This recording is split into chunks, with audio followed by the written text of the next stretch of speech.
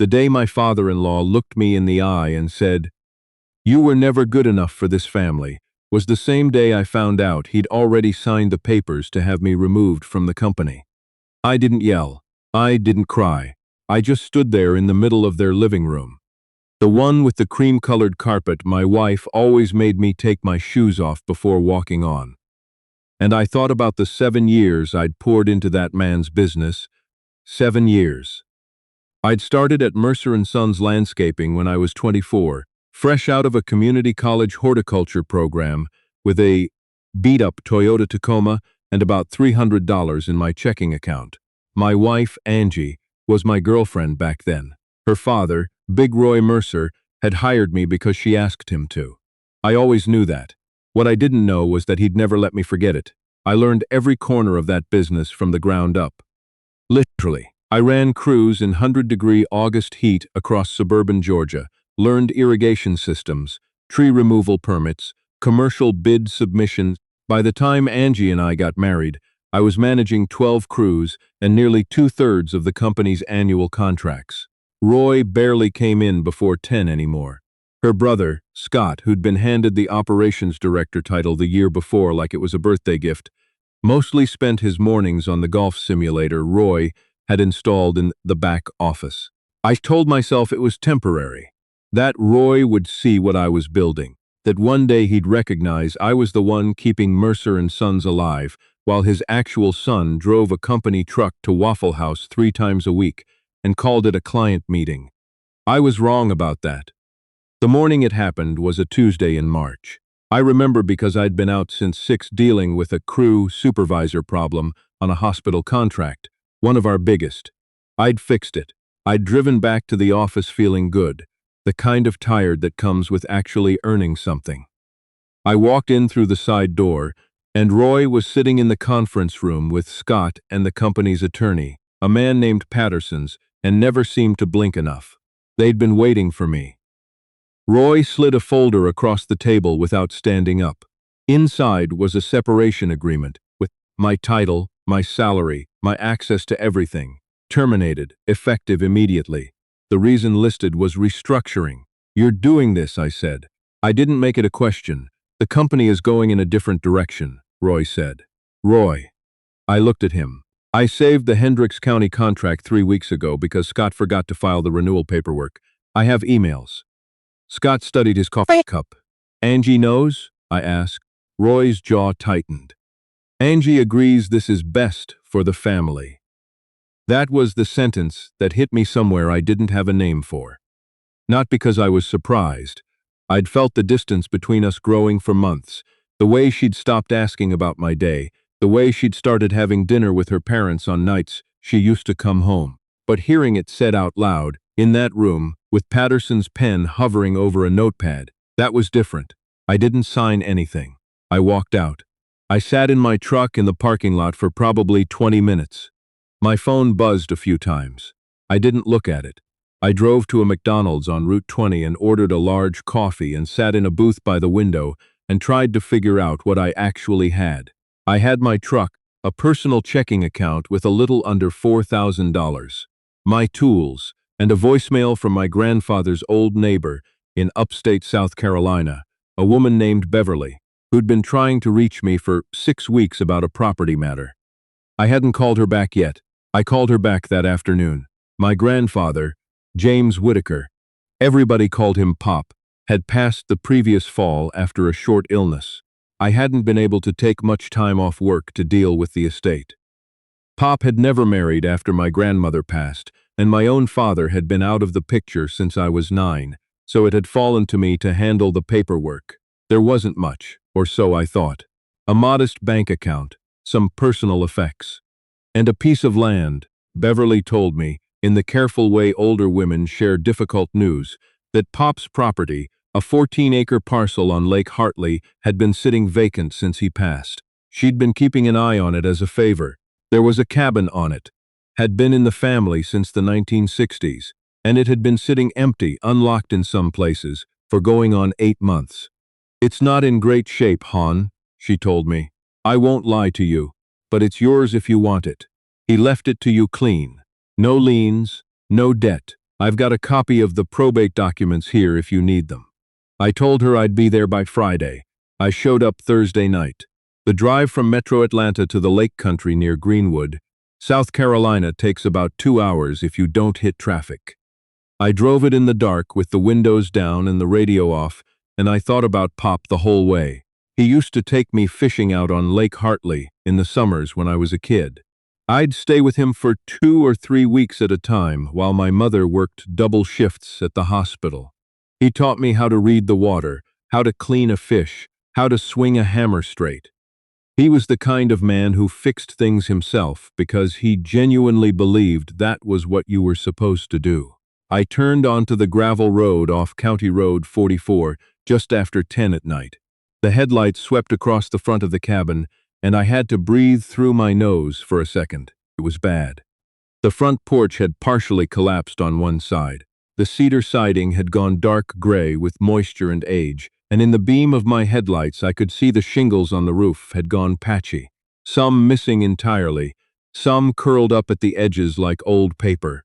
The window on the left side of the front had been broken, and someone had stuffed cardboard in the gap, which had since sagged inward. Vines had climbed halfway up the east wall. The yard was wild grass and scrub pine saplings. I sat in my truck and looked at it for a long time. Then I got out and went inside. Beverly had left a key in a magnetized box behind the propane meter, which is exactly the kind of thing Beverly would do. The door groaned when I pushed it open. The smell hit me first: mildew, old wood, something animal. I clicked on my flashlight. The inside was worse in some ways and better in others. The ceiling in the main room had a water stain the size of a dining table spreading from the center. 2 of the kitchen cabinet doors had swollen off their hinges. The linoleum floor had bubbled and lifted in patches. A family of something, raccoons, I'd later find out, had been using the space under the kitchen sink as a den. But the bones were good. I could tell that even in the dark, the walls were solid. The floor joists, where I could see them through a gap in the bathroom subfloor, showed no rot. Pop had built this place to last. Or helped build it, anyway. He'd told me once that he and 2 friends had raised it over a single summer in 1963. I unrolled my sleeping bag in the least damaged corner of the main room and lay there listening to the night sounds from the lake. I didn't sleep much. In the morning I drove to Beverly's house, and she made coffee and let me spread the property documents across her kitchen table. The deed was clear. The probate had been finalized. Pop had left the property to me with no conditions and no encumbrances. There was also a handwritten note from the attorney's file. Not a formal document, just a piece of yellow legal pad paper in Pop's handwriting that said, "Ethan, if you're reading this, you figured out it was worth something. That's enough for me. Don't let them talk you out of it." I read it 3 times. I didn't know exactly who "them" was yet, but I kept the note in my shirt pocket. I drove to the Lowe's in Greenwood that morning and spent almost everything I had left. A tarp and roofing nails to stop the bleeding up top. Basic hand tools, since my good ones were still in the storage unit I paid monthly to maintain for Mercer & Sons. A shop vac, bleach, trash bags, a 100-foot extension cord, and a portable work light. I set up the tarp on the roof first, because rain was in the forecast, and everything else depended on keeping the inside dry. It took me most of the day. I'd never done roofing work before. Not really, but I watched 3 videos on my phone sitting in the truck with the hotspot running, and then I climbed up there and I figured it out. That's how most of the next weeks went. I figured things out. I was not a contractor. I had landscaping knowledge, a basic understanding of how properties held together, and the kind of stubbornness that gets developed in a man who spends 7 years being silently underestimated. I bought a used copy of a home repair guide from the thrift store in town for $2.50, and I read it at night by lantern light because the electricity had been disconnected and reconnecting it required a fee I couldn't cover yet. I pulled out the ruined linoleum myself and found salvageable hardwood underneath.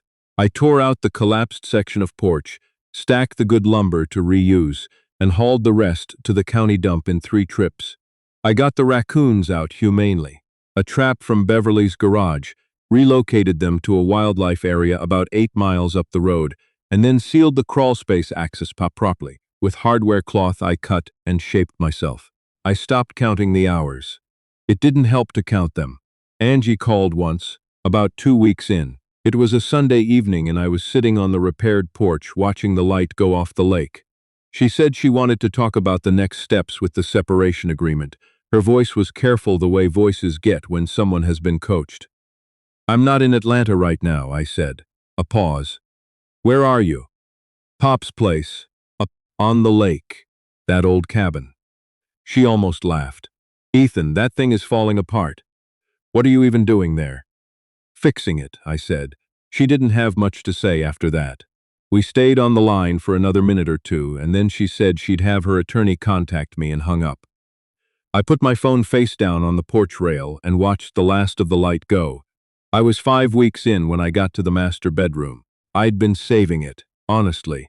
It was the room I remembered most clearly from childhood, Pop's room, with the blue quilt and the nightstand that always had a crossword book on it, and the window that faced directly east, so the morning light came in flat and warm. I'd been sleeping in the second bedroom, which I'd cleared and cleaned in week 1. But the master bedroom needed real work. The ceiling had taken the most water damage, and the walls had to come down to check the insulation.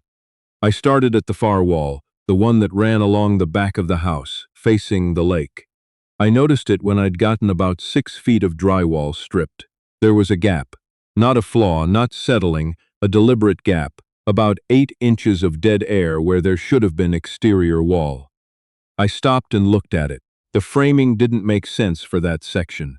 The studs ran the wrong direction. I tapped the surface with my knuckle. Hollow. I stepped back and looked at the whole wall.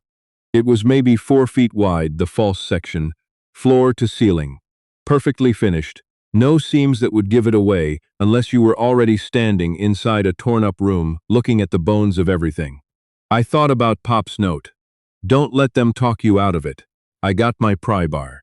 It took me about 40 minutes to take the false wall face apart cleanly. Behind it was a narrow recess, maybe 22 inches deep, insulated on the back wall and sides, built dry and sealed. Inside was a fireproof lockbox, the kind you get from a hardware store, olive green, a combination dial on the front, sitting on a rough wooden shelf that had been custom fitted to hold it.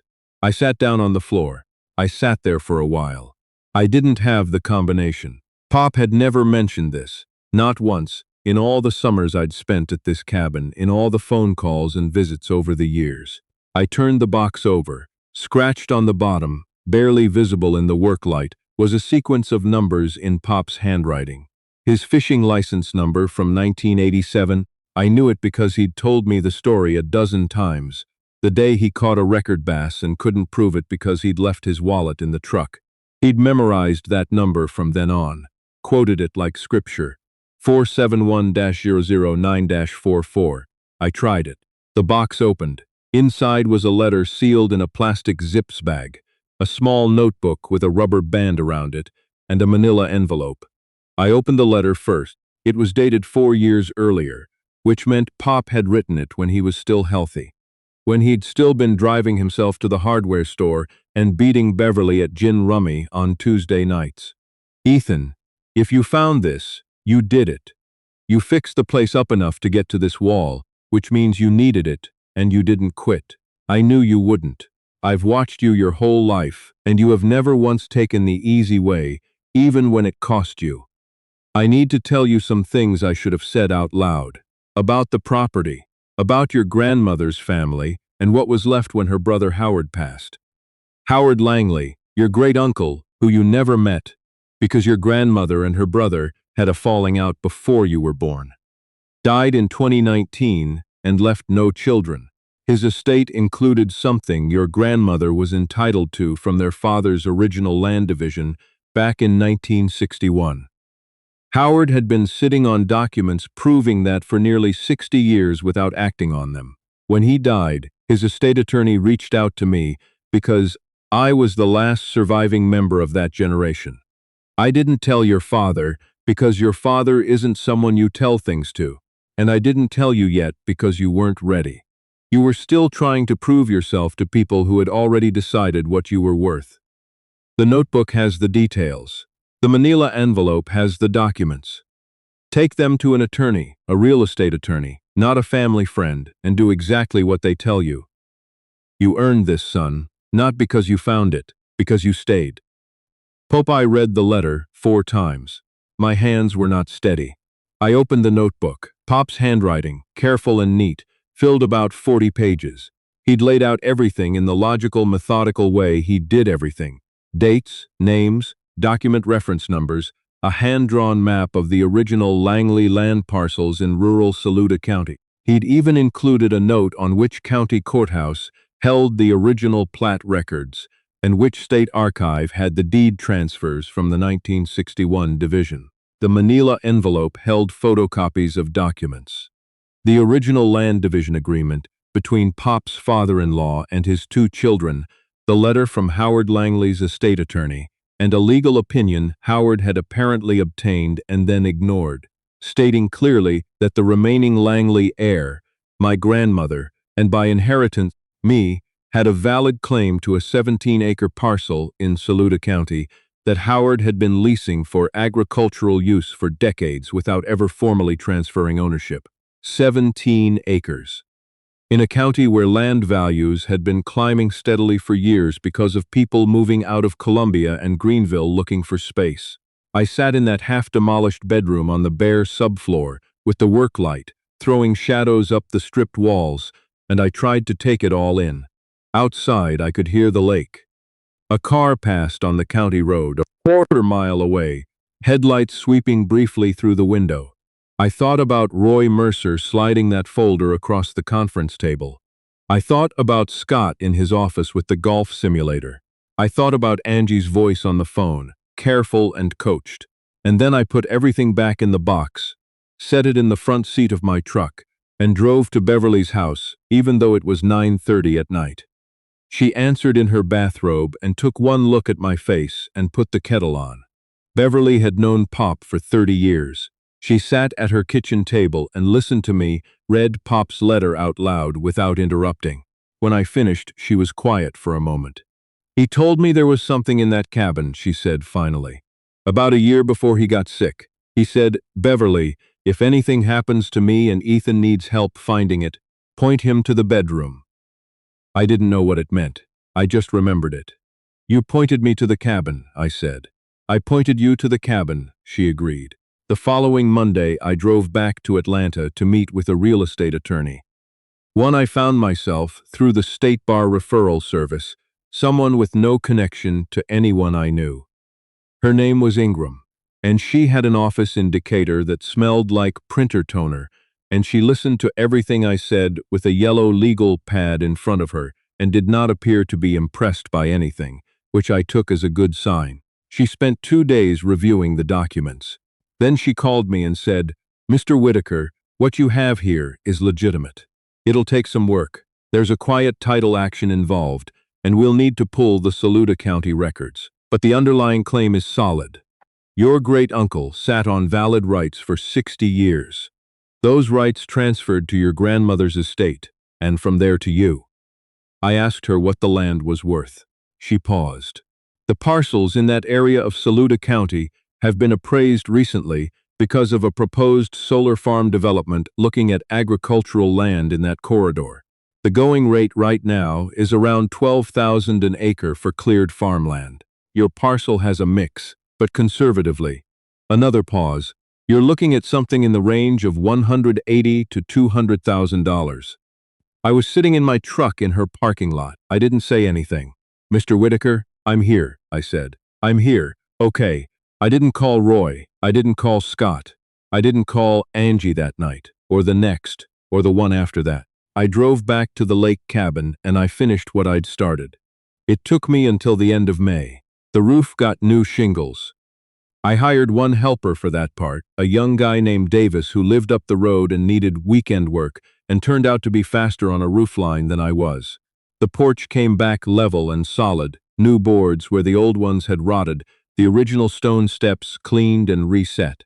The hardwood floors inside got sanded by hand in the rooms where the machine couldn't reach. and I rented a drum sander for the rest. I painted the exterior myself, a deep charcoal gray with white trim that Beverly said made it look like something out of a magazine.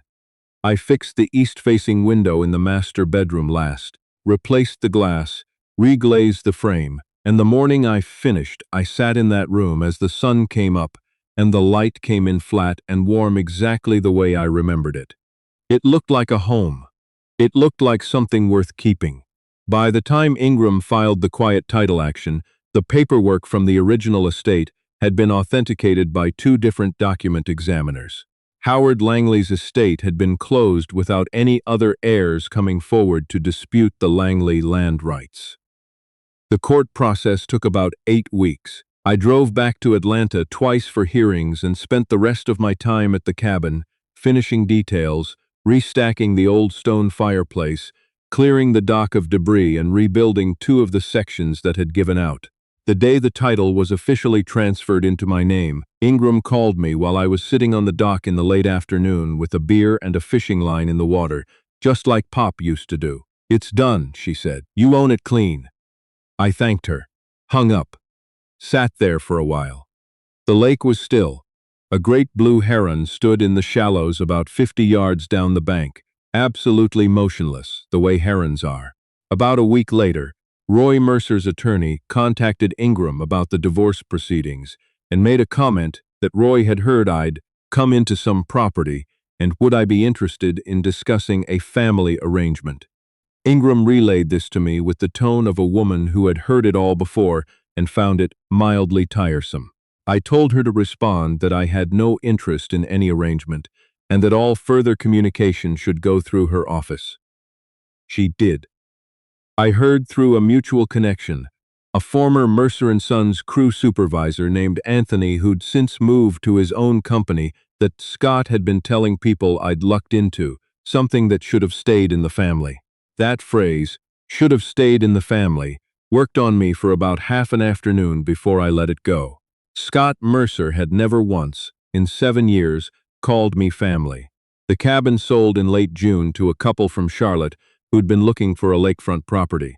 I'd had it appraised and listed at $240,000. They came in at $235, and we settled at $238, which was more money than I'd ever seen move through my bank account at one time in my life. Ingram handled the Saluda County parcel separately. It didn't sell but got leased to an agricultural firm for a solid annual rate, while the solar development question got sorted out, which was income, steady and clean. I kept enough to set myself up right, paid off the debts I'd accumulated during the restoration, set aside a reserve, and then I did the thing I'd been turning over in my mind since that first night I'd driven down that gravel road in the dark. I started my own company, not landscaping. I was done with landscaping for other people. Residential property restoration, small jobs at first, referrals from Beverly and from the real estate community Ingram moved in, people who had properties in disrepair that needed someone who could look at them honestly and figure out what they were actually worth fixing.